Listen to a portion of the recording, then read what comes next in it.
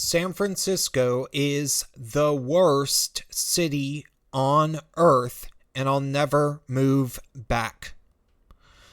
Ugh. What will I write a video about today? Guess I'll look at Facebook. Wait, no, this is too painful. How was I supposed to be friends with these people? Hundreds and hundreds of complete morons bragging about the inebriated public sex they had last night as if the internet needs to know about it. Did I ever actually like these people, or was I just too high to care? Wait, did I maybe used to act like them? Oh no, I think I kinda did. Oh god, well, it was peer pressure, right?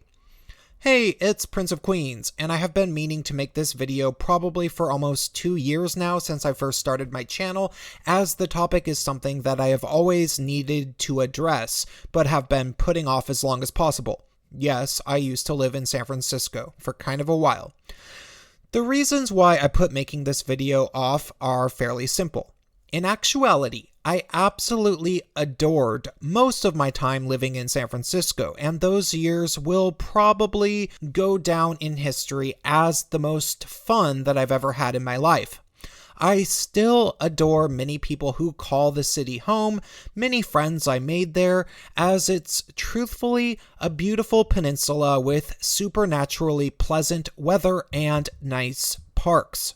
It's an amazing place to visit for an adult-themed vacation, but like everything that seems a bit too good to be true at first glance, it absolutely has a dark, tainted, and often downright crooked underbelly, which is hard to understand unless you've lived in the city for more than a few years. I can't pretend to be able to explain all of the different underworldly subcultures in the city because there's some demographics that I know very little about, like transsexual prostitutes. Others that I know virtually nothing about, like the extremely formidable Chinese mafia that you don't want to mess with, and still others that are just not worth talking about much here, like the drug culture in the Tenderloin neighborhood.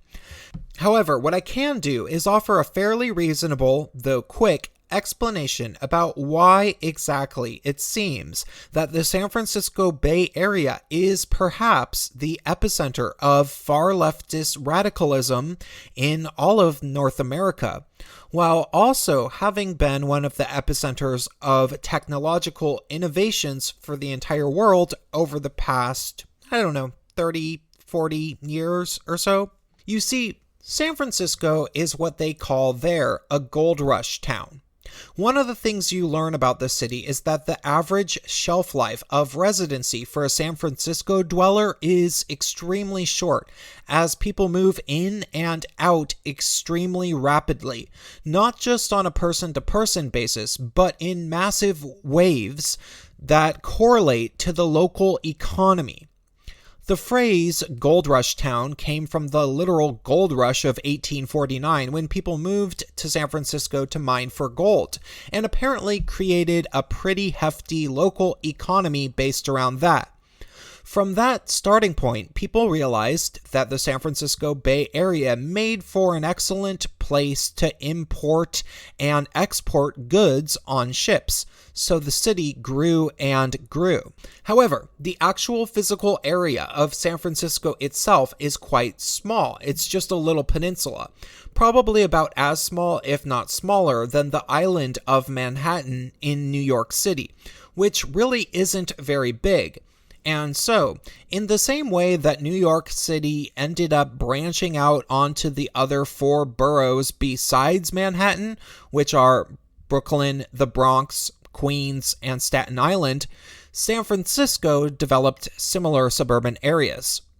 Technically, these areas are outside of the city limits of San Francisco, like Daly City, Oakland, Alameda, and Berkeley, and then a little bit further away you have Silicon Valley, which is where many tech campuses are located in places like San Jose, Palo Alto, Santa Clara, and Sunnyvale. But these areas are not, by any means, all that different from San Francisco. They are suburbs of San Francisco for all practical purposes, if you think of this on a global or national scale. That being said, though some people don't want to hear this probably, scientists and inventors have always had a tendency to be left-leaning. These are people that have had visions for the future, but often cannot get funding and optimistically imagine a world like Star Trek, where every inventor that's ever had a cool idea has all of these resources, free food, and free rent available at their disposal. So naturally, far leftist sentiments seem like a good idea. I mean, if you're a conservative or libertarian that hates all forms of social welfare, I realize this might sound strange to you, but it has always been sincerely difficult for young, genius scientists to find rich old guys that are willing to fund their research so that they can maybe become the next Bill Gates. Mark Zuckerberg found investors from the get-go by bragging to them about the data he was harvesting from people in an unethical way. And so, eventually, after the thriving economy that came to the city as a result of imports and exports, San Francisco also began to become an epicenter of culture around mid-last century, due largely to the beatniks of the 1950s and University of California, Berkeley, rising to prominence academically in the 1960s, which is about a half hour away from San Francisco. Now, I don't want to spend too much time getting into what built the far leftist, hippie, feminist, LGBT mecca that we think of as San Francisco back in the 1960s and 1970s, when it really started to become what it is today, because there is a lot of history from that period, and I have not properly done my homework, and am more concerned with the current year. However, I can tell you a few things of note. For one, the sexual revolution and birth control was a big deal, and there is still a neighborhood called Haight-Ashbury where the Grateful Dead played and hung out a lot. And to this day, you can still go there and find white 20-year-olds with dreadlocks begging for change so that they can buy pot, or, in many cases, heroin. That said, I know music and sex powered a lot of this cultural growth.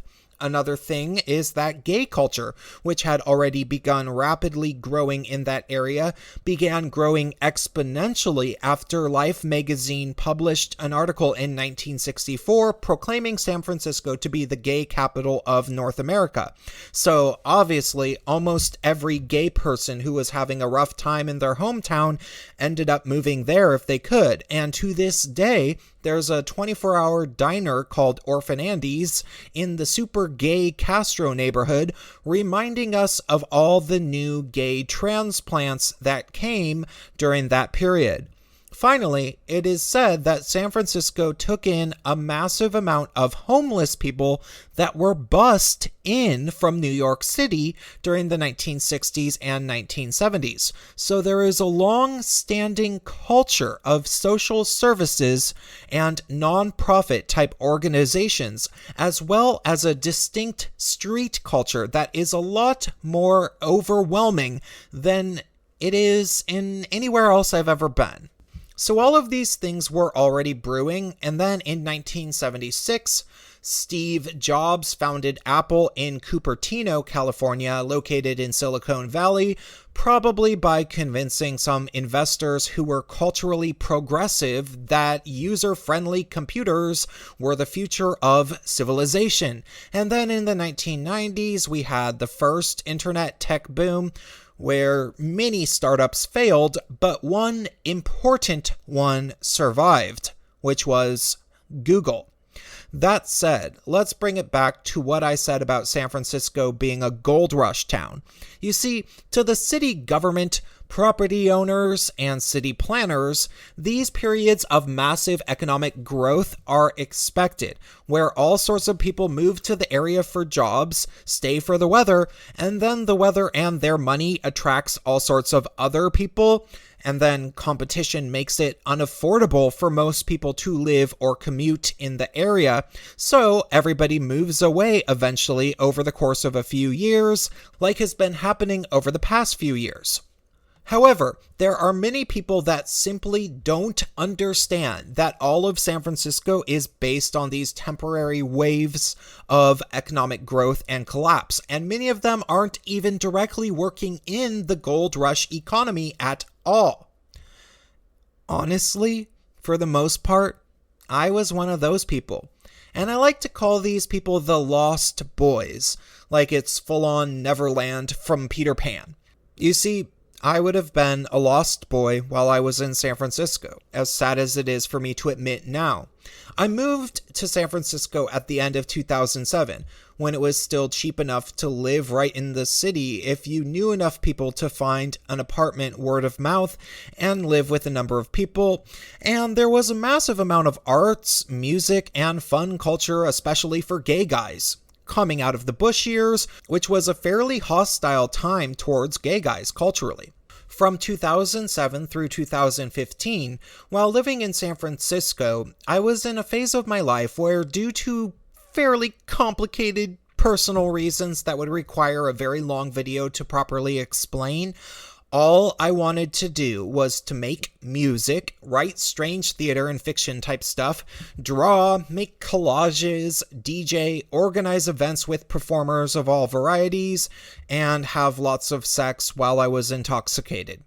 Which I did, while actively ignoring politics as best as I could. You see, I was a lost boy type A, which was somebody who just wanted to explore my own desires as a human being, or whatever, in a place where everything was possible on a very immediate, albeit temporary, level.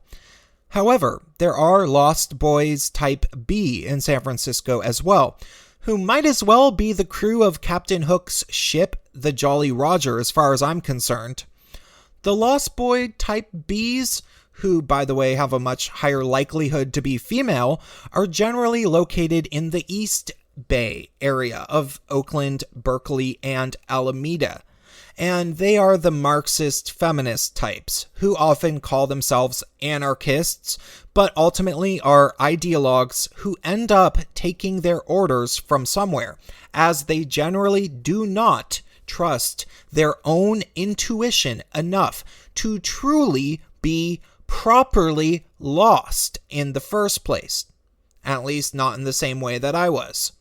No, these people aren't actually young, urban, cultural individualists that are just making it up as they go along, hoping to accidentally do something great while they pump out endless creative content like the best of the Type A Lost Boys were doing.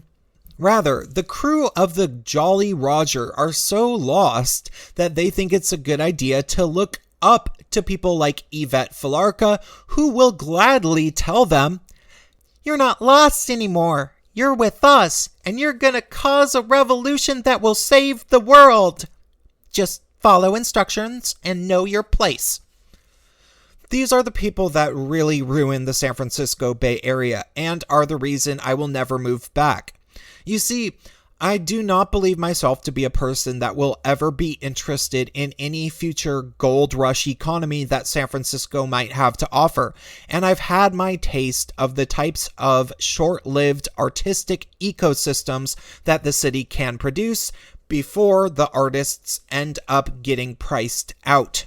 For whatever reason, probably mainly having to do with the extremely nice, non-freezing weather, the close proximity to UC Berkeley, and the fact that there will always be a huge import-export economy based around the Bay Area, the Marxist types are always going to infest the area, leeching money, resources, and squats off of their surroundings, and then acting like the entire world might be able to live in the same carefree squalor that they do.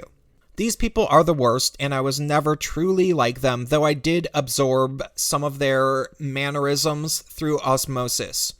They are the type of people who would steal something from your house at a potluck that they didn't bring any food to, justify it to themselves by deciding that they needed it more than you do because privilege, and then lie about their own financial class background, legitimately believing that it's all justified because their politics are more radical than yours, and therefore their radical politics make them more deserving of the sweater they stole from you, or something.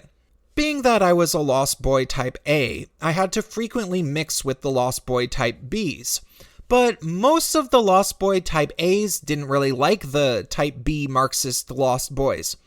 Granted, we didn't really give it a whole lot of thought regarding just why exactly we didn't really like these people, because we were too busy having fun and being lost.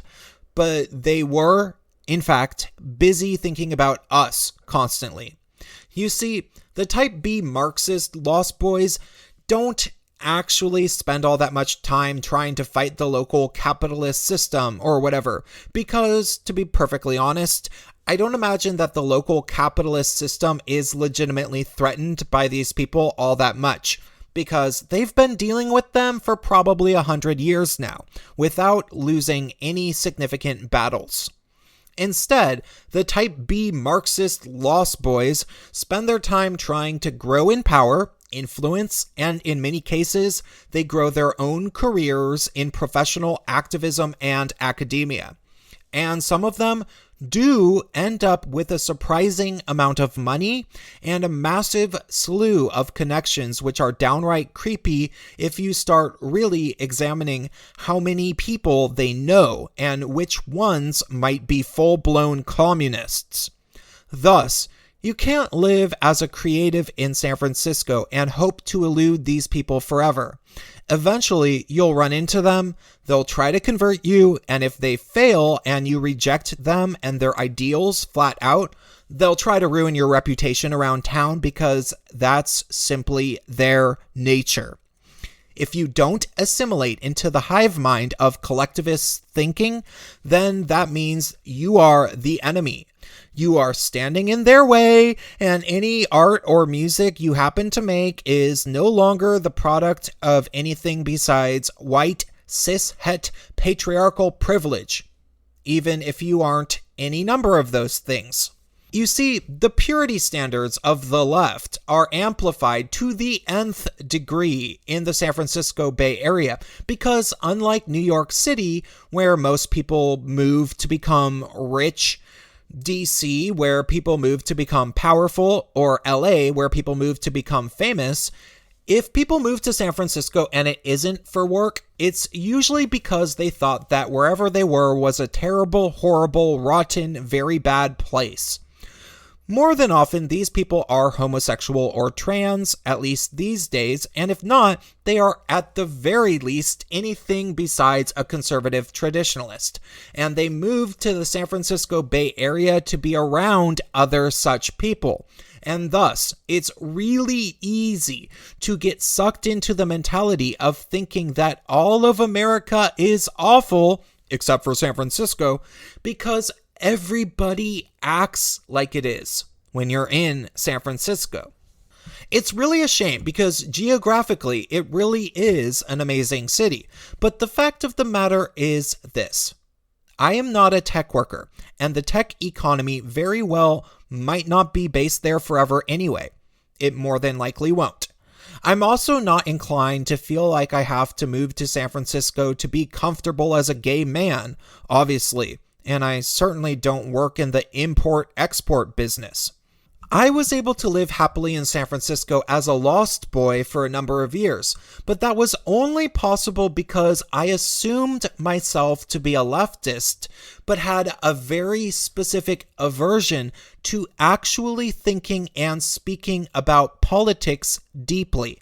I actively ignored talking about politics the entire time I was there.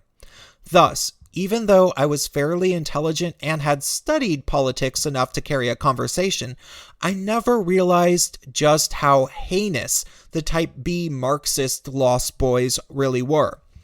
Sometimes I wonder if I was largely used while I was living there, being kept around to do difficult tasks like audio production, as if I was some sort of workhorse that they didn't mind abusing because I was allegedly privileged and because I didn't ask too many questions. I guess I let them get away with it. But ultimately, I learned my lesson. I cannot come up with a reason why I would want to move to San Francisco ever again. And truthfully, that seems to be the majority opinion, as I believe the city has been largely shrinking in recent years. But once again, it's an amazing piece of land. So once everybody is gone and the rents plummet, somebody new and exciting will set up shop and Neverland will more than probably be born again.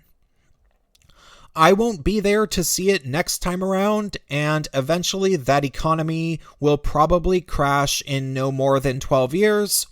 But what I suspect will always linger are the Marxist, feminist, utopianist, lost boy types who see the city as an ever imperfect but essential part of their own lives. A veritable oasis in a horrible world that they all wish to cure, but can't be bothered to even catch a glimpse of, as even Southern California is too icky and gross for them to visit. They'll always complain about San Francisco. They'll also always complain about Oakland. But at the end of the day, their hometown was always worse. They'll never go back there, and everybody else in all of America should strive to be a lot more like the San Francisco Bay Area according to them. Thanks. I'll pass.